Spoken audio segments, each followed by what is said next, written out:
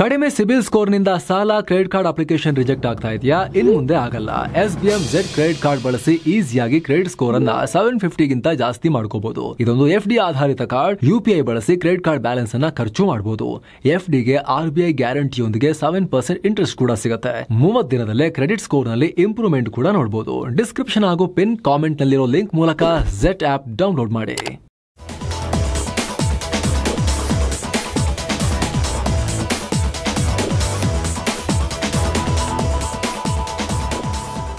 Hi friends, ಇದು mastmaga.com ನ international bulletin ಸುತ್ತು ಜಗತ್ತು. ನಾನು ಅಮರ್ ಪ್ರಸಾದ್. ಭಾರತದ ಮೇಲೆ ಟ್ರಂಪ್ ಉರಿಯೋಕೆ ಅಸಲಿ ಕಾರಣ ಫೋನ್ ಕಾಲ್ ಅಂತ ಗೊತ್ತಾಗಿದೆ. ಭಾರತ ಮತ್ತು ಅಮೆರಿಕ ನಡುವಿನ ಸಂಬಂಧ ಅಧ್ಯಕ್ಷ ಡೊನಾಲ್ಡ್ ಟ್ರಂಪ್ರ ಕೈಗೆ ಸಿಕ್ಕಿ ಹಾಳಾಗ್ತಾ ಇದೆ. ಭಾರತ ರಷ್ಯಾದಿಂದ ತೈಲ ತರಿಸ್ಕೊಳ್ತಾ ಇದೆ ಅಂತ ಕಾರಣ ಕೊಟ್ಟು ಟ್ರಂಪ್ ಭಾರತದ ಮೇಲೆ ವ್ಯಾಪಾರ ಯುದ್ಧವನ್ನ ಸಾರ್ತಿದ್ದಾರೆ. ಮೇಲ್ನೋಟಕ್ಕೆ ರಷ್ಯಾದ ತೈಲವೇ ಅದಕ್ಕೆಲ್ಲ ಕಾರಣ ಅಂತ ಕಂಡ್ರೂ ಕೂಡ ಸತ್ಯಾಂಶ ಬೇರೆನೇ ಇದೆ. ಆಪರೇಷನ್ ಸಿಂಧೂರ್ ನಂತರ ಜೂನ್ 17ನೇ ತಾರೀಕು ಟ್ರಂಪ್ ಮತ್ತು PM ನರೇಂದ್ರ ಮೋದಿ ನಡುವೆ 35 ನಿಮಿಷಗಳ ಕಾಲ ಫೋನ್ ಕಾಲ್ ನಡೆಯಿತು. ಆ ಒಂದು ಫೋನ್ ಕಾಲ್ನಿಂದಲೇ ಎರಡೂ ರಾಷ್ಟ್ರಗಳ ಸಂಬಂಧ ಛಿದ್ರವಾಗ್ತಾ ಇದೆ. ಹೀಗಂತ ಅಮೆರಿಕದ ಬ್ಲೂಮ್ಬರ್ಗ್ ರಿಪೋರ್ಟ್ ಮಾಡಿದೆ. ಇದರ ಪ್ರಕಾರ ಆಪರೇಷನ್ ಸಿಂಧೂರ್ ಬಳಿಕ ಟ್ರಂಪ್ ಮೋದಿಯನ್ನ ವೈಟ್ ಹೌಸ್ಗೆ ಇನ್ವೈಟ್ ಮಾಡಿದ್ರು. ಅದೇ ಹೊತ್ತಿಗೆ ಕಿಲಾಡಿ ಟ್ರಂಪ್ ಪಾಕ್ ಸೇನಾ ಮುಖ್ಯಸ್ಥರನ್ನ ಕೂಡ ಕರೆದಿದ್ರು, ಅಮೆರಿಕ ಕರೆದಿದ್ರು. ಸೊ ಲೆಕ್ಕಾಚಾರ ಏನು ಟ್ರಂಪ್ದು? ಮುನೀರ್ ಜೊತೆ ಮೋದಿಯ ಫೋಟೋಶೂಟ್ ಆಗಲಿ, ಎದುರ ಬದ್ರ ಸಿಕ್ಕಿದಾಗ ಮಾತಾಡಲೇಬೇಕಾಗತ್ತಲ್ಲ, ಅದನ್ನು ಜಗತ್ತು ನೋಡ್ಲಿ, ಆಗ ನಾನೇ ಇಬ್ಬರನ್ನ ಒಂದ್ ಕಡೆ ಬರಂಗ್ ಮಾಡಿದೆ ಅಂತ ಹೇಳಿ ಕ್ರೆಡಿಟ್ ತಗೋಬಹುದು ಅನ್ನೋ ಸ್ಕೀಮ್ ಅನ್ನ ಈ ಟ್ರಂಪ್ ಕಳ್ಳಾಟ ಮಾಡಿದ್ರು ಅನ್ನೋದು ರಿಪೋರ್ಟ್ ಆಗ್ತಾ ಇದೆ. ಇದೇ ಕಾರಣಕ್ಕೆ ಒಂದೇ ಟೈಮ್ನಲ್ಲಿ ಮುನೀರನ್ನ ಕರೆದಿದ್ದ ಟೈಮ್ನಲ್ಲೇ ನೀವು ಬನ್ನಿ, ಹಾಗೆ ಕೆನಡಾದಿಂದ ಚೂರ್ ಹಂಗೆ ಎಲ್ಲೂ ಬಂದು ಹೋಗಿ ಅಂತ ಮೋದಿನ ಕೂಡ ಕರೆದಿದ್ರು. ಆದ್ರೆ ಈ ಷಡ್ಯಂತ್ರ ಅರಿತ ಭಾರತ ಟ್ರಂಪ್ರ ಈ ಕರೆಯೋಲೆಯನ್ನ ರಿಜೆಕ್ಟ್ ಮಾಡಿತ್ತು. ಟ್ರಂಪ್ ಕರೆದಿರೋದು ಕನ್ಫರ್ಮ್ ಇದೆ, ಮೋದಿ ಹೋಗಲ್ಲ ಅಂತ ಹೇಳಿದ್ದು ಕೂಡ ಕನ್ಫರ್ಮ್ ಇದೆ. ಆದರೆ ಒಳ ಆಟ ಈ ರೀತಿ ಅಂತ ಹೇಳಿ ಇವಾಗ ಬರ್ತಾ ಇದೆ. ಮೋದಿ ಹೋಗಲಿಲ್ಲ, ಎದುರ ಬದ್ರ ಸಿಕ್ಕಿದ್ರೆ ಉಗ್ರ ದಾಳಿಗಳ ಪಿತಾಮಹ ಅಂತ ಮುನೀರನ್ನ ಕರೆಯುವಂತ ಭಾರತ ಎದುರ ಸಿಕ್ಕಿ ಒಂದೇ ಫ್ರೇಮ್ನಲ್ಲಿ ಇಬ್ರು ಕಾಣಿಸ್ಕೊಂಡ್ಬಿಟ್ಟಿದ್ರೆ ಮರುದಿನ ಏನಾಗ್ತಾ ಇತ್ತು ಅಲ್ವಾ? ಹೀಗಾಗಿ ಭಾರತ ನಿರಾಕರಿಸ್ತು ಅಂತ. ಇದಾದ ನಂತರ ಜೂನ್ 17ಕ್ಕೆ ಟ್ರಂಪ್ ಮೋದಿಗೆ ಕಾಲ್ ಮಾಡಿದ್ದಾರೆ. ಸುಮಾರು 35 ನಿಮಿಷಗಳ ಕಾಲ ಈ ಕಾನ್ವರ್ಸೇಷನ್ ನಡೆದಿದೆ. ಈ ವೇಳೆ ಅಧ್ಯಕ್ಷ ಟ್ರಂಪ್ ಏಪ್ರಿಲ್ 22ನೇ ತಾರೀಕು ನಡೆದ ಪಹಲ್ಗಾಮ್ ಉಗ್ರ ದಾಳಿಗೆ ಸಂತಾಪ ಸೂಚಿಸಿದ್ರು. ಭಯೋತ್ಪಾದನೆ ವಿರುದ್ಧ ಹೋರಾಡೋಕೆ ಭಾರತಕ್ಕೆ ಸಪೋರ್ಟ್ ಮಾಡೋದಾಗಿ ಹೇಳಿದ್ರು. ಈ ವೇಳೆ ಮೋದಿ ಕೂಡ ಆಪರೇಷನ್ ಸಿಂಧೂರ್ ಹೇಗಾಯಿತು ಅನ್ನೋ ಬಗ್ಗೆ ಮಾಹಿತಿಯನ್ನು ಟ್ರಂಪ್ ಕೊಟ್ಟಿದ್ದಾರೆ. ಹಾಗೆ ಭಾರತ ಮತ್ತು ಪಾಕಿಸ್ತಾನ ನಡುವಿನ ಕದನ ವಿರಾಮಕ್ಕೆ ಭಾರತ ಮತ್ತು ಬೇರೆ ಯಾವುದೇ ರಾಷ್ಟ್ರದ ನಡುವೆ ಮಾತುಕತೆ ನಡೆದಿಲ್ಲ. ಬೇರೆ ಮೂರನೇ ರಾಷ್ಟ್ರ ಮಧ್ಯ ಬಂದಿಲ್ಲ. ಅಮೆರಿಕ ಭಾರತ ನಡುವೆನೂ ವ್ಯಾಪಾರ ಮಾತುಕತೆನೂ ನಡೆದಿಲ್ಲ. ಕದನ ವಿರಾಮಕ್ಕೆ ವ್ಯಾಪಾರವನ್ನ ಮಧ್ಯೆ ಇಟ್ಟು ನಾನು ಮಾಡಿಸ್ಬಿಟ್ಟೆ ಅಂತ ಹೇಳ್ತಿದಾರಲ್ಲ ಟ್ರಂಪ್. ಅದಕ್ಕೆ ಭಾರತ ಹೇಳಿದೆ, ವ್ಯಾಪಾರದ ಮಾತುಕತೆ ನಡೆದಿಲ್ಲ, ಮೂರನೇ ರಾಷ್ಟ್ರದ ಮಾತುಕತೆ ನಾವು ಮಾಡಿಲ್ಲ, ಕದನ ವಿರಾಮಕ್ಕೆ ಮಧ್ಯಸ್ಥಿಕೆ ವಹಿಸಿಲ್ಲ ಯಾರು ಕೂಡ. ಪಾಕ್ ಮತ್ತು ಭಾರತ ನಡುವಿನ ನೇರ ಸಂಪರ್ಕದ ಮೂಲಕವೇ ಕದನ ವಿರಾಮ ಆಗಿರೋದು. ಕದನ ವಿರಾಮಕ್ಕೆ ಪಾಕಿಸ್ತಾನವೇ ಮೊದಲು ರಿಕ್ವೆಸ್ಟ್ ಮಾಡಿತ್ತು. ಈ ವಿಚಾರದಲ್ಲಿ ಭಾರತ ಯಾವತ್ತೂ ಬೇರೆಯವರ ಮಧ್ಯಸ್ಥಿಕೆಯನ್ನ ಒಪ್ಪಲ್ಲ, ಕೇಳಲ್ಲ, ಬಯಸಲ್ಲ. ಇದು ಕೇವಲ ನನ್ನ ವೈಯಕ್ತಿಕ ದೃಷ್ಟಿಕೋನ ಅಲ್ಲ, ಬದಲಿಗೆ ಭಾರತದ ಎಲ್ಲ ರಾಜಕೀಯ ಪಕ್ಷಗಳು ಇದನ್ನ ಹೀಗೆ ಯೋಚನೆ ಮಾಡ್ತವೆ ಅಂತ ಮೋದಿ ಖಡಕ್ ಆಗಿ ಟ್ರಂಪ್ಗೆ ಹೇಳಿದ್ದಾರೆ. ಈ ಮೂಲಕ ಕದನ ವಿರಾಮವನ್ನ ತಾವೇ ಮಾಡಿಸಿದ್ದು ಅಂತ ಕ್ರೆಡಿಟ್ ತಗೊಳ್ತಾ ಇದ್ದ ಟ್ರಂಪ್ಗೂ ಪರೋಕ್ಷವಾಗಿ ತಿರುಗೇಟು ಕೊಟ್ಟಿದ್ದಾರೆ. ತಾವೊಬ್ಬ ಶಾಂತಿ ದೂತ ಅಲ್ಲ, ಶಾಂತಿ ಧೂರ್ತ ಅನ್ನೋ ಭ್ರಮೆಯಲ್ಲಿ ತೇಲ್ತಿರೋ ಟ್ರಂಪ್ರನ್ನ ಮೋದಿ ಎಚ್ಚರಿಸಿದ್ದಾರೆ. ಇದಾದ ನಂತರ ಎಲ್ಲವೂ ಚೇಂಜ್ ಆಗ್ತಾ ಹೋಯಿತು. ಭಾರತದ ಮೇಲೆ ಟ್ರಂಪ್ ತಮ್ಮ ಆಟಿಟ್ಯೂಡ್ ಚೇಂಜ್ ಮಾಡ್ತಾ ಹೋದ್ರು ಅಂತ ಬ್ಲೂಮ್ಬರ್ಗ್ ರಿಪೋರ್ಟ್ ಮಾಡಿದೆ. ಓಪನ್ ಆಗಿ ಭಾರತದ ಆರ್ಥಿಕತೆಯನ್ನು ಡೆಡ್ ಎಕಾನಮಿ ಅಂತ ಕರೆದು ಟೀಕಿಸಿದ್ರು. ಭಾರತ ಅತ್ಯಂತ ಕಠಿಣವಾದ, ನ್ಯಾಯಸಮ್ಮತವಲ್ಲದ ವ್ಯಾಪಾರಿ ನಿಯಮಗಳನ್ನು ಹೊಂದಿದೆ ಅಂತ ಬಯೋಕ್ ಶುರು ಮಾಡಿದ್ರು. ನಂತರ ರಷ್ಯಾ ತೈಲ ಕಾರಣ ಕೊಟ್ಟು ದಿಢೀರಾಗಿ ಭಾರತದ ಮೇಲೆ ಮೊದಲು 25% ರೆಸಿಪ್ರೋಕಲ್ ಟ್ಯಾರಿಫ್, ಆಮೇಲೆ ಇನ್ನು 25% ಪೆನಾಲ್ಟಿ, ಒಟ್ಟು 50% ಟ್ಯಾರಿಫ್ ಹಾಕಿಬಿಟ್ರು. ಒಟ್ಟಾರೆ ಭಾರತ ಅಮೆರಿಕ ಸಂಬಂಧ ಕೆಡೋಕೆ ಆ ಫೋನ್ ಕಾಲ್ನಲ್ಲಿ ಮೋದಿ ಕೊಟ್ಟ ಖಡಕ್ ಉತ್ತರದಿಂದ ಟ್ರಂಪ್ ವಿಚಲಿತರಾಗಿದ್ದೇ ಮುಖ್ಯ ಕಾರಣ ಅಂತ ಬ್ಲೂಮ್ಬರ್ಗ್ ರಿಪೋರ್ಟ್ ಮಾಡಿದೆ. ಏನೋ ಜೂನ್ 17ನೇ ತಾರೀಕು ಟ್ರಂಪ್ ಮೋದಿಗೆ ಕಾಲ್ ಮಾಡಿರೋ ಬಗ್ಗೆ ಭಾರತದ ವಿದೇಶಾಂಗ ಇಲಾಖೆ ಕೂಡ ಮಾಹಿತಿ ಕೊಟ್ಟಿತ್ತು. ಅದರಲ್ಲಿ ಟ್ರಂಪ್ ಕಾಲ್ ಮಾಡಿದಾಗ ಮೋದಿ ಭಾರತ ಮತ್ತು ಪಾಕಿಸ್ತಾನ ಕದನ ವಿರಾಮಕ್ಕೆ ಯಾರೂ ಮಧ್ಯಸ್ಥಿಕೆ ವಹಿಸಿಲ್ಲ, ನಾವು ಅದಕ್ಕೆ ಅವಕಾಶ ಕೊಡೋದು ಇಲ್ಲ ಅಂತ ಸ್ಪಷ್ಟವಾಗಿ ಹೇಳಿದ್ರು. ಇದಾದ ನಂತರ ಟ್ರಂಪ್, ನೀವು ಕೆನಡಾ ಟ್ರಿಪ್ನಿಂದ ವಾಪಸ್ ಹೋಗುವಾಗ ಅಮೆರಿಕಾಗೆ ಸ್ವಲ್ಪ ಭೇಟಿ ಕೊಟ್ಟು ಹೋಗ್ಬೋದಾ ಅಂತ ಕೇಳಿಕೊಂಡಿದ್ರು. ಆದರೆ ಆಲ್ರೆಡಿ ಬೇರೆ ಪ್ಲಾನ್ಸ್ ಮತ್ತು ಕಮಿಟ್ಮೆಂಟ್ಸ್ ಇದ್ದ ಕಾರಣ ಭಾರತ ಒಪ್ಪಲಿಲ್ಲ. ಆದಷ್ಟು ಬೇಗ ಇನ್ಯಾವತ್ತಾದರೂ ಮೀಟಿಂಗ್ಗೆ ಡೇಟ್ ಫಿಕ್ಸ್ ಮಾಡೋಣ ಅಂತ ಭಾರತ ಹೇಳಿತು. ಸೊ ಟ್ರಂಪ್ ಅನ್ನ ಶಾಂತಿ ಧೂರ್ತ ಅಂತ ಭಾರತ ಕರಿದೇ ಇದ್ದಿದ್ದೇ ಸಂಬಂಧ ಕೆಡೋಕೆ ಕಾರಣವಾಯಿತು ಅಂತ ಈಗ ವಿಶ್ಲೇಷಿಸಲಾಗ್ತಾ ಇದೆ. ಇಷ್ಟಾದರೂ ಟ್ರಂಪ್ ಮಾತ್ರ ತನ್ನ ಬೆನ್ನನ್ನ ತಾನೇ ತಡ್ಕೊಳ್ಳೋ ಬುದ್ಧಿಯನ್ನ ಬಿಟ್ಟಿಲ್ಲ. ಪುನಃ ಭಾರತ ಪಾಕ್ ಯುದ್ಧವನ್ನ ನಾನೇ ತಡೆದಿದ್ದು ಅಂತ, ಟ್ರಂಪೇ ತಡೆದಿದ್ದು ಅಂತ ಮತ್ತೆ ಹೇಳ್ಕೊಳ್ತಾ ಇದ್ದಾರೆ. ಟ್ರಂಪ್ ಅಂತೂ ಹೇಳ್ತಿದ್ದಾರೆ. ಈಗ ಅಮೆರಿಕದ ವಿದೇಶಾಂಗ ಸಚಿವ ಮಾರ್ಕೋ ರೂಬಿಯೋ ಕೂಡ ಹೇಳಿದ್ದಾರೆ, ಸೆಕ್ರೆಟರಿ ಆಫ್ ಸ್ಟೇಟ್, ಭಾರತ ಮತ್ತು ಪಾಕಿಸ್ತಾನ ಯುದ್ಧಕ್ಕೆ ಮುಂದಾಗಿದ್ದಾಗ ನಾವೇ ನೇರವಾಗಿ ಇನ್ವಾಲ್ವ್ ಆದ್ವಿ, ಟ್ರಂಪ್ ಶಾಂತಿಯನ್ನು ತಂದುಕೊಟ್ರು ಅಂತ ಮತ್ತೆ ಹೇಳ್ಕೊಂಡಿದ್ದಾರೆ. ಈ ನಡುವೆ ಟ್ರಂಪ್ನ ಟ್ಯಾರಿಫ್ ಒತ್ತಡಕ್ಕೆ ಕೇಂದ್ರ ವಾಣಿಜ್ಯ ಮತ್ತು ಕೈಗಾರಿಕಾ ಸಚಿವ ಪಿಯೂಷ್ ಗೋಯಲ್ ಮಾತನಾಡಿದ್ದಾರೆ. ಭಾರತ ಬಿಕ್ಕಟ್ಟಲ್ಲೂ ಅವಕಾಶಗಳನ್ನ ಕಂಡುಕೊಳ್ಳುತ್ತೆ, ಭಾರತೀಯರು ಬಹಳ ಕಾನ್ಫಿಡೆಂಟ್ ಆಗಿದ್ದಾರೆ, ಭಾರತದ ಆರ್ಥಿಕತೆ ಸ್ಟ್ರಾಂಗ್ ಆಗಿದೆ, ಭಾರತ ಎಲ್ಲ ಸವಾಲುಗಳನ್ನ ಮೆಟ್ಟಿ ನಿಂತು ವಿಜಯಶಾಲಿಯಾಗುತ್ತೆ, ಜಗತ್ತು ಯಾವತ್ತೂ ಚೇಂಜ್ ಆಗ್ತಾನೆ ಇರುತ್ತೆ, ಅಂತಾರಾಷ್ಟ್ರೀಯ ವ್ಯಾಪಾರ ಹೊಸ ಹೊಸ ಮಾರ್ಗಗಳನ್ನ ಕಂಡುಕೊಳ್ಳುತ್ತೆ, ಪ್ರತಿ ವರ್ಷ ಒಂದ್ ದೇಶ ಮೇಲ್ ಬರುತ್ತೆ, ಮತ್ತೊಂದು ದೇಶ ಕೆಳಗೆ ಹೋಗುತ್ತೆ. ಈಗ ಭಾರತದ ಟೈಮ್ ಅನ್ನೋ ಹೇಳಿಕೆಯನ್ನ ಕೊಟ್ಟಿದ್ದಾರೆ. ಆ ಮೂಲಕ ಮತ್ತೆ ಅಮೆರಿಕಾಗೆ ನಿಮ್ಮ ಆಟ ನಡೆಯಲ್ಲ ಅನ್ನೋ ರೀತಿಯಲ್ಲಿ ತಿವಿದಿದ್ದಾರೆ. ಅತ್ತ ಅಮೆರಿಕದ ಮಾಧ್ಯಮಗಳ ತರ ಈಗ ಅಮೆರಿಕದ ಮಾಜಿ ಅಧಿಕಾರಿಗಳು ಕೂಡ ಭಾರತದ ಪರವಾಗಿ ಮಾತನಾಡ್ತಿದ್ದಾರೆ, ಟ್ರಂಪ್ ಬೈತಾ ಇದ್ದಾರೆ. ಯಾವುದೇ ಕಾರಣಕ್ಕೂ ಮೋದಿ ಟ್ರಂಪ್ ಮುಂದೆ ಮಂಡಿಯೂರಬಾರದು ಅಂತ ಅಮೆರಿಕದ ಮಾಜಿ deputy secretary of state Kurt Campbell ಹೇಳಿದ್ದಾರೆ. 21ನೇ ಶತಮಾನದಲ್ಲಿ ಅಮೆರಿಕದ ಪಾಲಿಗಿರೋ ಮುಖ್ಯವಾದ ಸಂಬಂಧ ಅಂದ್ರೆ ಭಾರತದೊಂದಿಗಿನ ಸಂಬಂಧ. ಹಲವಾರು ಗವರ್ಮೆಂಟ್ಗಳು ಕಳೆದ 30 ವರ್ಷಗಳಲ್ಲಿ ಬಿಲ್ಡ್ ಮಾಡ್ಕೊಂಡ್ ಬಂದಿದ್ದ ಸಂಬಂಧ ಇದು. ನಂಬಿಕೆಯನ್ನು ಡೆವಲಪ್ ಮಾಡೋದು ತುಂಬಾ ಕಷ್ಟ ಆಗಿದೆ ಭಾರತದ ಜೊತೆಗೆ.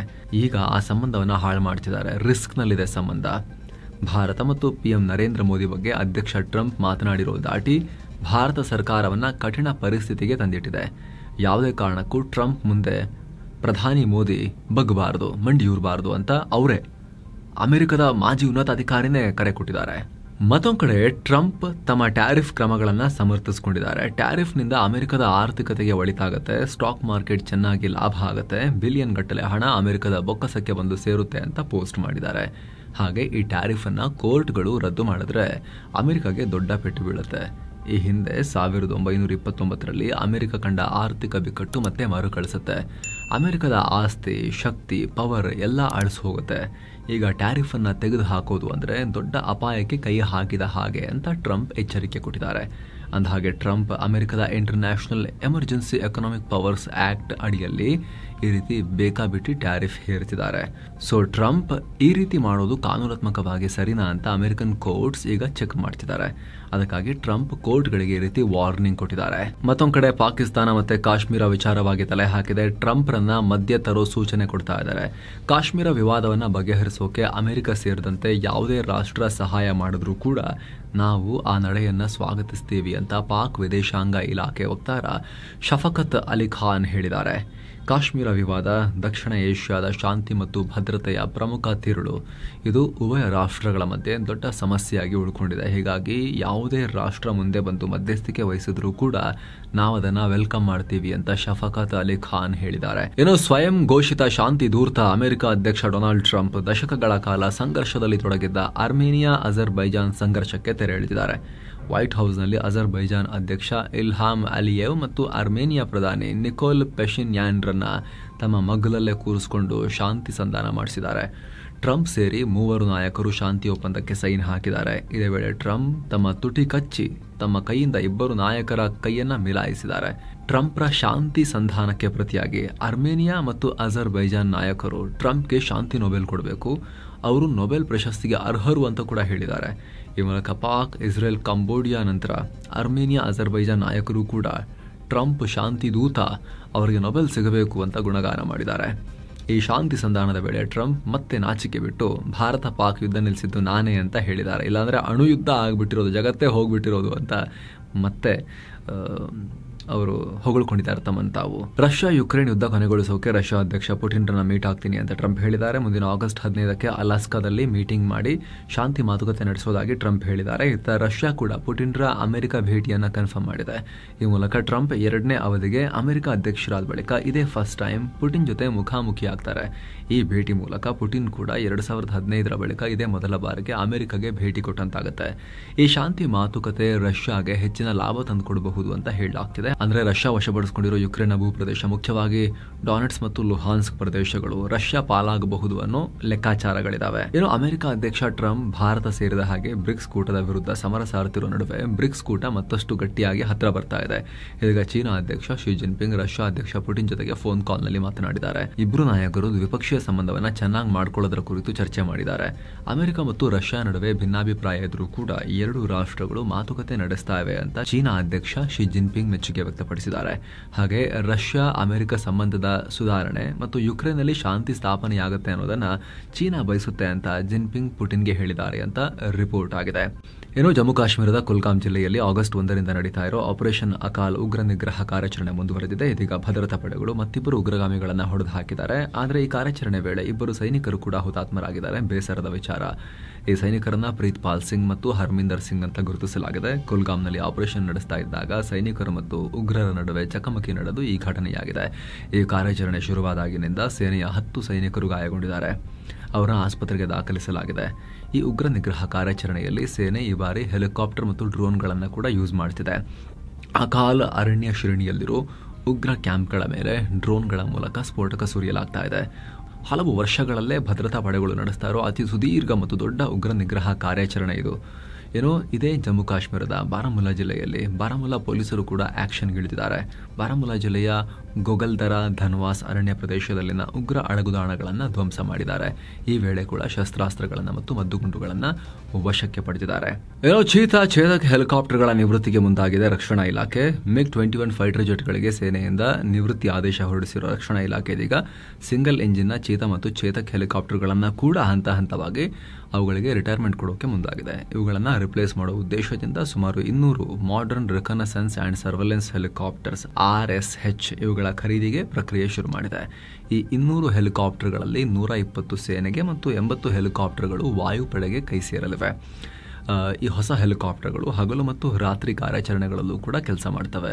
ಸ್ಪೆಷಲ್ ಆಪರೇಷನ್ಗಳಲ್ಲಿ ಸೈನಿಕರನ್ನು ಸಾಗಿಸೋದು, ಪ್ರವಾಹ, ಭೂ ಕುಸಿತದಂತಹ ಘಟನೆ ನಡೆದ ಸಂದರ್ಭಗಳಲ್ಲಿ ಶೋಧ ಕಾರ್ಯಾಚರಣೆ ಮತ್ತು ರಕ್ಷಣಾ ಕಾರ್ಯಾಚರಣೆ ಸೇರಿದ ಹಾಗೆ ಸಾಕಷ್ಟು ಆಪರೇಷನ್ಗಳಲ್ಲಿ ಭಾಗಿಯಾಗಲಿವೆ. ಪಾಕಿಸ್ತಾನ ಸೇನೆ ಮತ್ತು ತೆಹರಿಕೆ ತಾಲಿಬಾನ್ ಪಾಕಿಸ್ತಾನ ನಡುವೆ ಭಾರೀ ಹೊಡೆದಾಟ ಆಗಿದೆ. ಆಫ್ಘಾನಿಸ್ತಾನ ಗಡಿಗೆ ಹೊಂದಿಕೊಂಡಂತಿರೋ ಬಲೂಚಿಸ್ತಾನ್ನಲ್ಲಿ ಈ ಹೊಡೆದಾಟ ಆಗಿದ್ದು 33 ಅಫ್ಘಾನಿ TTPಗಳನ್ನು ಹೊಡೆದು ಹಾಕಿದೀವಿ ಅಂತ ಪಾಕ್ ಸೇನೆ ಮಾಹಿತಿ ನೀಡಿದೆ. ಈ ವೇಳೆ ಎಷ್ಟು ಪಾಕ್ ಸೈನಿಕರು ಮೃತಪಟ್ಟಿದ್ದಾರೆ ಅಂತ ಇನ್ನಷ್ಟೇ ಕ್ಲಾರಿಟಿ ಸಿಗಬೇಕು. ಇವರೆಲ್ಲ ಅಫ್ಘಾನಿಸ್ತಾನದಿಂದ ಪಾಕಿಸ್ತಾನಕ್ಕೆ ನುಗ್ತಾ ಇದ್ರು ಅಂತ ಪಾಕ್ ಸೇನೆ ಹೇಳಿದೆ. ಶುಕ್ರವಾರ ತಡರಾತ್ರಿ ಈ ಘಟನೆಯಾಗಿದೆ. ಎಂದಿನಂತೆ ಪಾಕ್ ಸೇನೆ ಇವರು ಭಾರತ ಪ್ರಾಯೋಜಿತ ಉಗ್ರರು ಅಂತ ಆರೋಪಿಸಿದೆ. ಅಂದಹಾಗೆ ಪಾಕ್ ತನ್ನ ಸ್ವಾತಂತ್ರ್ಯ ದಿನಾಚರಣೆಗೂ ಮುನ್ನ ಬಲೂಚಿಸ್ತಾನ್ನಲ್ಲಿ ಇಂಟರ್ನೆಟ್ ಶಟ್ ಡೌನ್ ಮಾಡಿ ಭಾರೀ ಕಟ್ಟೆಚ್ಚರ ವಹಿಸಿದೆ. ಈ ನಡುವೆ ಅಫ್ಘಾನ್ ಗಡಿಯಲ್ಲಿ ಈ ದೊಡ್ಡ ಹೊಡೆದಾಟ ಆಗಿದ್ದು ಪಾಕ್ನಲ್ಲಿ ಭಾರೀ ಕೋಲಾಹಲಕ್ಕೆ ಕಾರಣ ಆಗಿದೆ. ಇನ್ನೊಂದು ಕಡೆ ಇದೇ ಪಾಕಿಸ್ತಾನದ ಇನ್ನೊಂದು ಪ್ರತ್ಯೇಕತಾವಾದಿ ಮೈಂಡ್ಸೆಟ್ ಜಾಸ್ತಿ ಇರೋ ಖೈಬರ್ ಪಖ್ತೂನ್ಖ್ವಾ ರಾಜ್ಯ, ಅಲ್ಲಿ ಡ್ರೋನ್ ದಾಳಿಯಾಗಿದೆ. ಪರಿಣಾಮ ಪಾಕ್ ಸೇನೆಯ ಓರ್ವ ಸೈನಿಕ ಮೃತಪಟ್ಟಿದ್ದು 3 ಗಾಯಗೊಂಡಿದ್ದಾರೆ. ದಾಳಿ ಹೊಣೆಯನ್ನು ಕೂಡ ಸದ್ಯಕ್ಕೆ ಯಾರೂ ಹೊತ್ಕೊಂಡಿಲ್ಲ. ಆದರೆ ಅಗೇನ್ ಇದು ಕೂಡ TTPಗಳು ತುಂಬಾ ಸ್ಟ್ರಾಂಗ್ ಇರೋ ರಾಜ್ಯ ಇದು. ಸೊ ಫ್ರೆಂಡ್ಸ್, ಇದಾಗಿತ್ತು ಇವತ್ತಿನ ಜಗತ್ತಿನ ಸುತ್ತಾಟ. ಮತ್ತೆ ಭೇಟಿ ಆಗ್ತಿರೋಣ. ನಮಸ್ತೆ.